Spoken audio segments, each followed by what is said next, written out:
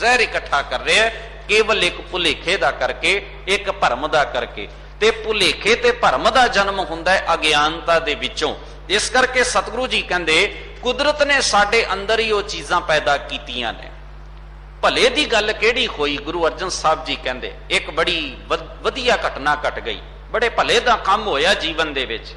वो भले दा काम की सी? सतगुरु जी कहंदे भले दा काम ये सी कि मैनू अपने जीवन दे घर दे विचों, घर दा मतलब हुंदा है अपने हिरदे दे विचों, घर दा मतलब है हिरदा, घर दा अर्थ है अपना निज टिकाणा, वो टिकाणा जिथों सारा कुछ मेरे अंदर वापर रहा है, बाहर वापर रहा है। सतगुरु कहंदे मेरे घर दे विच एक भली गल ये होई कि मैनू अपने घर दे विचों बड़ियां कीमती चीजां लभ गईयां, जिन्हां दा मैं कदे ध्यान नहीं करदा ना। बहुती वार मनुख ये सोचदा है कि जो कुछ है वो बाहर है, जो कुछ है वो दूजे कोल है, मेरे कोल कुछ नहीं। गुरु ग्रंथ साहब महाराज जी कहते मनुख दे कोल, हर मनुख दे कोल ही कुदरत ने दात दिती है, पर मनुख अपने वल्लों अवेसल है, दूजे वल ज्यादा नजर करता है। इसे करके सारी जिंदगी भुला रहिंदा है, अपने आप तो खुंझिया रहिंदा है। इसे नूं गुरु साहब गुरु तेग बहादुर साहब जी चेता करवाउंदियां आखदे ने, जन नानक बिन आपा चीनै मिटै ना भ्रम की काई। आपे नूं नहीं, दुनिया नूं चींदा है, आपे नूं नहीं चींदा। वो दात लैण वास्ते बाहर भटकदा है। जिवें मैं पहला अर्ज कीती सी, गुरु नानक साहब दा बचन वो कहंदे बाहर ढूंढत बहुत दुख पावे। बड़े दुख ने, बड़े दुख ने। भटकना है, धिर धिर दी गुलामी करनी पवेगी, धिर धिर दियां अगे जाके तरले मिन्नतां करने पैणगे। सतगुरु जी कहंदे ये सारा कुछ तेरे जीवन दे विच आ जावे, ये गुलामियां ने जड़ियां तैनूं भोगणियां पैणगियां जदों तू बाहर ढूंढेगा। ये बाहर वाला भुलेखा है। घर अमृत घट माही जियो, सतगुरु कहंदे ओ अमृत तेरे हिरदे दे विच है। गुरु अर्जन साहब उसे दा ही जिक्र कर रहे हैं। अमृत किहो जिहा है, की भली गल होई जीवन दे विच। कहंदे सुख सहज इस घर का, इस घर का बाहरों नहीं लियांदा होया सुख। सुख दा मतलब है आत्मक आनंद, आत्मक आनंद। मैं एक बेनती करदियां, मनुख जिन्ना चेर अपने जीवन नूं सही ढंग नाल समझदा नहीं ते वरतदा नहीं, दुनिया दी कोई ताकत किसी नूं सुखी नहीं कर सकती, कोई भी ताकत।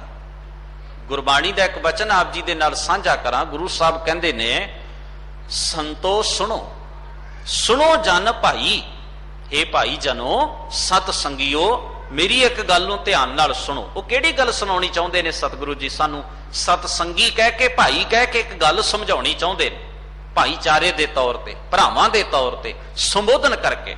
कहंदे संतो सुनो, सुनो जन भाई, गुर काढी बांह कुकीजै, कुकीजै। गुरु बांह कढ के, गुरु उच्ची बांह करके कूकदा।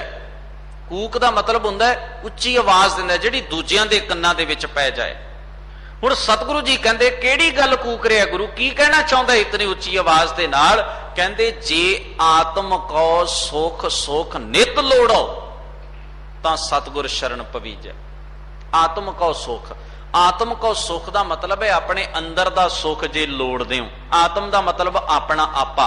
जे अपने आपे दा कमाया होया सुख चाहिदा है ते इह जुगत शब्द ने दसनी है, गुरु ज्ञान ने दसनी है। जे आत्म को सुख सुख नित लोड़ो।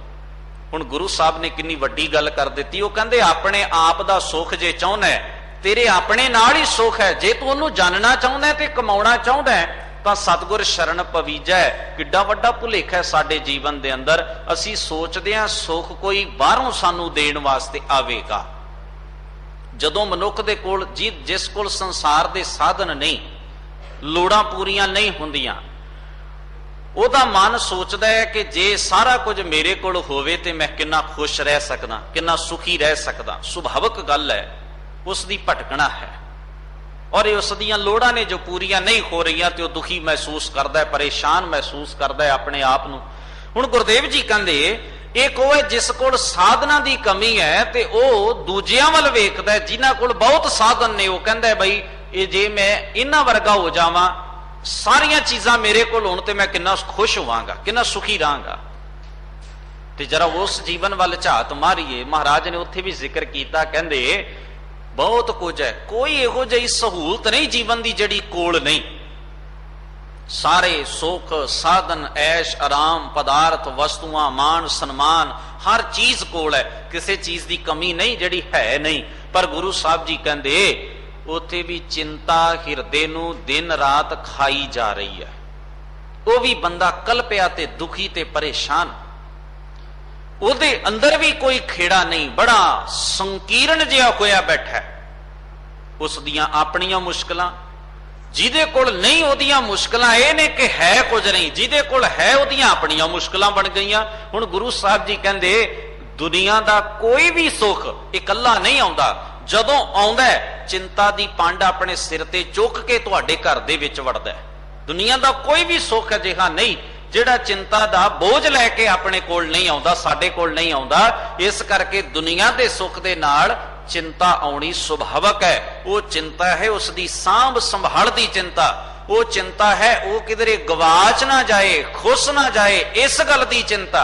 बड़ियां किस्म दियां चिंतावां ने जो वो नाल लैके आउंदा है, वो तो बचना असंभव जिहा हो गया मनुख दे लई। हुण यही जुगत गुरु साहब ने समझाई, कहंदे खुश तां भी नहीं, सुखी तां भी नहीं। ਇਹਦਾ मतलब है सुख की है, कित्थों पैदा होना है? पदार्थ विचों सुख नहीं पैदा होना, सुख पैदा होना है मनुख की समझ विचों, सोच विचों, विचार विचों।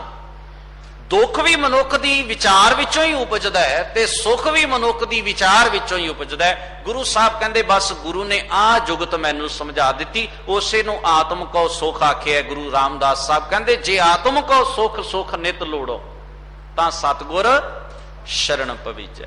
उत्ते महाराज ने आख्या सुख नाही रे हर भगत बिना, सुख नाही रे। क्यों? क्योंकि गुरु साहब जानते ने मनुख जितने उद्यम करता है सुख दे लई, गुरु साहब कहते उतना ही दुखी हो रहा है। सुख मांगत दुख आगे आवे, सुख मांगत मंग रहा है सुख, ਉਹਦੇ ਵਿੱਚੋਂ ही बदलवे रूप च दुख भी पैदा हो रहा है। दुख असल च सुख ही दुख बन गया। वो सुख दुख क्यों बन गया? क्योंकि मनुख ने उसकी वरतों ही इवें कीती है कि वह दुख बन गया, वो है नहीं सी बना लिया गया। साडी सोच विचार ते साडी फीलिंग ने, साडी महसूस करन दी अनुभव करन दी ताकत ने उस चीज नूं दुख साबित कर दिता है। हुण गुरु अर्जन साहब जी कहंदे भली गल ये हुई है कि अंदरों सुख लभ गया। सुख नूं जानन ते सुख नूं महसूस करन दी, सुखी रहन दी जुगत गुरु साहब ने दस दिती है। हुण भली गल ये नहीं होई कि कोई पदार्थ आया, भली गल ये हो गई कि सुखी रहन दा तरीका गुरु ने समझा दिता है। सुखी रहन दा सुख सहज, सहज दा अर्थ है आत्मक अडोलता, भटकना नहीं, डोलन वाली अवस्था नहीं, जिधरे किधरे पक्षपात भी नहीं, हिल जुल नहीं, आत्मक अडोलता है। और अडोलता उन्ना चिर नहीं बनती जितना चिर मनुख दा बेस, मनुख दी नींह, मनुख दा आधार पक्का ना होवे। किन्ने सोहने बचन ने कबीर साहब दे। वो कहंदे ना तुम डोलो ना हम गिरते, ना तू डोलदा ना मैं डिगदा। अगर तू डोलन वाला होवे तो मैं कायम रह ही नहीं सकता, अगर तू डोलन वाला होवे ना तो मैं कायम नहीं रह सकता। इस धरती के उत्ते देखो, इस जमीन के उत्ते बिल्डिंगां बनदियां ने, बड़ियां आलीशान बिल्डिंगां, पर यही जमीन जदों हिलनी शुरू हो जाए, भूचाल आ जाए तो कई बार वड्डियां वड्डियां बिल्डिंगां भी मलबे का ढेर बन जांदियां ने। क्यों?